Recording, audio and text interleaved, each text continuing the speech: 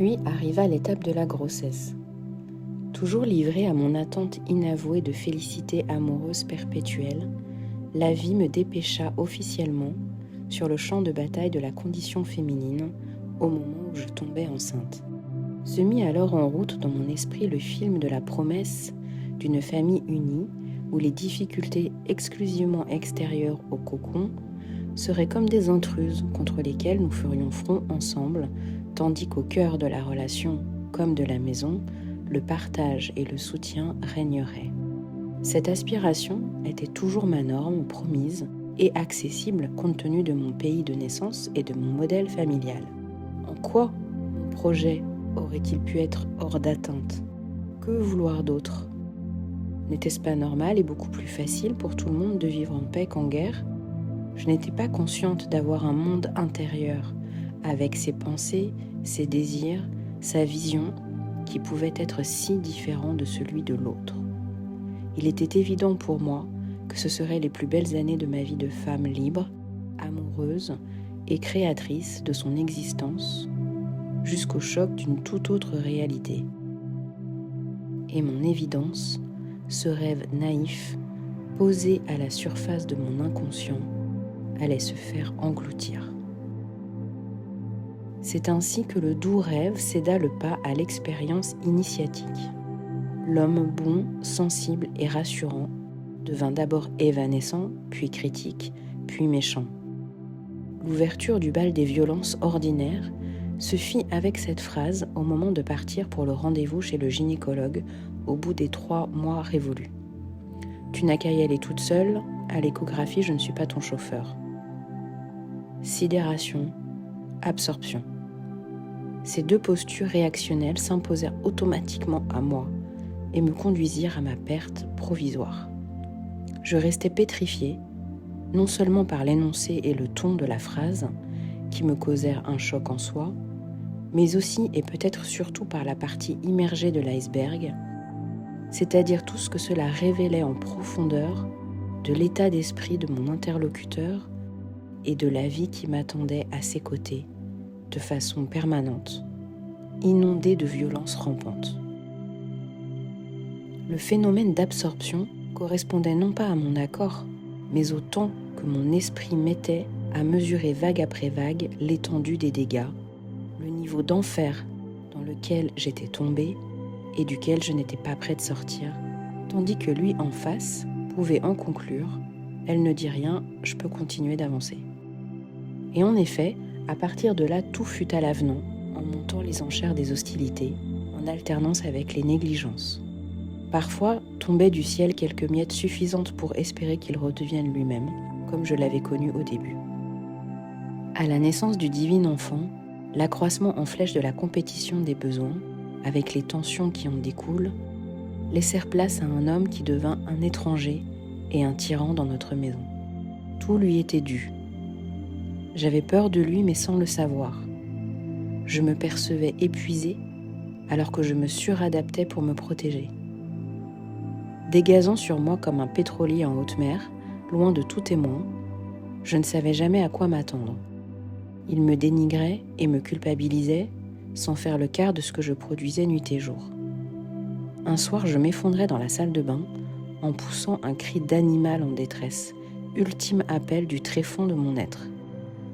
Il surgit dans l'encadrement de la porte. « Tiens-toi correctement, tu vas traumatiser ton fils. » Dans mon intériorité, cet instant sonna la fin de notre relation et de mon identité, tandis qu'à l'extérieur, je devins un robot. Je me sentais réduite à des fonctions de nounou, boniche et tapin bénévole, les 3 aspects reconnus sous le terme sociologique de fonction femme, nous y reviendrons, la dernière de ces fonctions étant la cerise sur le gâteau du cauchemar féminin. Celle-ci se décline du violeur sans complexe au manipulateur qui vous renvoie à votre frigidité ou à votre devoir conjugal sous peine d'aller voir ailleurs, en passant par toutes les demandes ou injonctions dégradantes. Sans atteindre ces niveaux d'excellence du masculin dévoyé, le petit quotidien avec un homme qui le jour ne donne rien, se fait servir, dispense généreusement ses humeurs et le soir, s'attend à être récompensé de plein droit, mais rapidement en demeure de chercher un moyen de faire chambre à part. Je fuyais sans partir. Un sentiment misérable dominait bientôt toute mon expérience en lieu et place de l'intime bonheur amoureux et familial. Quand l'homme soudain avait un beau geste, en général visible et valorisable, pour ne pas dire héroïque, excluant donc le quotidien invisible et ingrat, cela me coûtait cher. Moyen de pression pour obtenir une faveur, culpabilisation pour ne plus rien faire du tout, la conscience tranquille. Les fois où je rassemblais mes forces pour signaler que ça n'allait pas, après avoir retourné le sujet dans ma tête en tous sens, afin de lui présenter sous la meilleure forme possible, peur d'aggraver mon problème au lieu de le résoudre, je recevais soit un accueil sincèrement contrit suivi d'effets, mais malheureusement provisoires, infantiles, soit des commentaires narquois ou des leçons de vie, dominance. Qu'est-ce que tu croyais ? C'est ça la vie ? On n'est pas dans le monde des bisounours ? Sidération, absorption. Cette méthode de manipulation psychologique, qui consistait à me rabaisser et à me faire douter de ma légitimité, avait pour effet de lui octroyer une impunité totale pour se livrer à ses mauvais penchants à mes frais. Comme toute manipulation, elle lui permettait d'augmenter son pouvoir personnel, de se sentir supérieur et probablement de nourrir son besoin d'estime et de reconnaissance, tandis qu'elle me réduisait à un objet. C'était une confrontation au déni systématique de mes propres besoins, de ma valeur et de ma sensibilité au moment de ma vie où j'étais le plus vulnérable, où tous mes repères avaient volé en éclats. Et pourtant, je n'étais même pas sous sa coupe financière. Je souffrais de me sentir maltraitée chez moi et de n'avoir par conséquent aucun refuge. Je souffrais car je ne voyais pas comment arrêter ce dompteur de mouches qui régnait sur notre quotidien et je me sentais prise au piège. Je souffrais d'une façon exponentielle, comme si je canalisais la souffrance collective millénaire des femmes qui, à tout moment, peuvent devenir le souffre-douleur d'un homme en tombant sous sa mainmise, ses pulsions, ses représentations et ses humeurs, puisque c'est autorisé et même prévu. La suradaptation innervait ma propre demeure inexorablement et je me reniais en croyant arranger les choses. Était-ce moi qui devais changer ? Je n'aurais pas su par où commencer ni comment m'y prendre. Je n'avais pas non plus le ressort, l'espace psychique, ni la ressource pour m'opposer à lui au quotidien ni pour partir.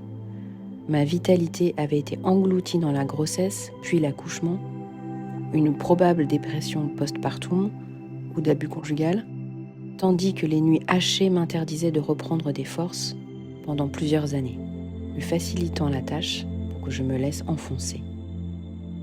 Les proportions de mon abîme intérieur lui échappaient. Il se creusait toujours plus profond dans l'ombre de mon absorption et de son aveuglement.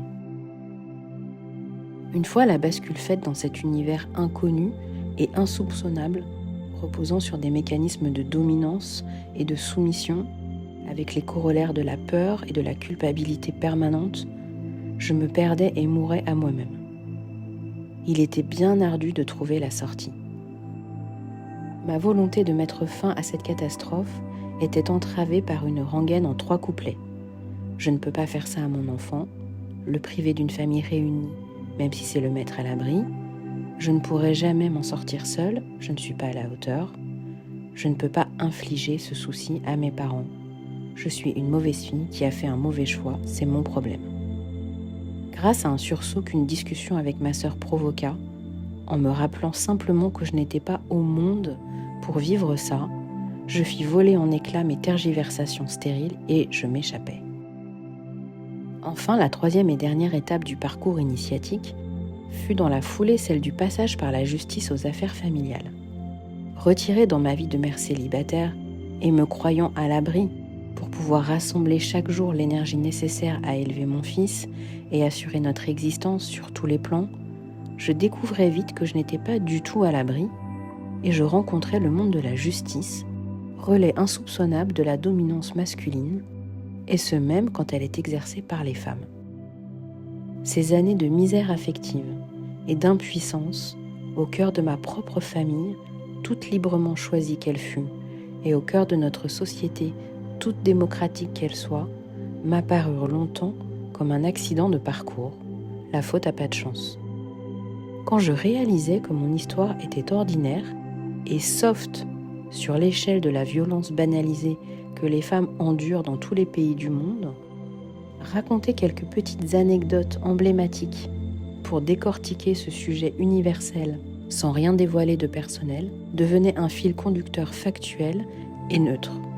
Si quelqu'un devait y voir un acte impudique, voire une vengeance, discours masculiniste, ce serait omettre qu'une telle entreprise représente trop de travail, trop de douleur et qu'elle est adressée à une autre cible. Descendre dans les eaux troubles de la condition féminine à travers l'œilleton de la cellule familiale, laboratoire de la société, est la voie d'entrée la plus pragmatique que j'ai trouvée pour témoigner d'un réel existant et bâtir notre pont avec ma proposition du réel à venir.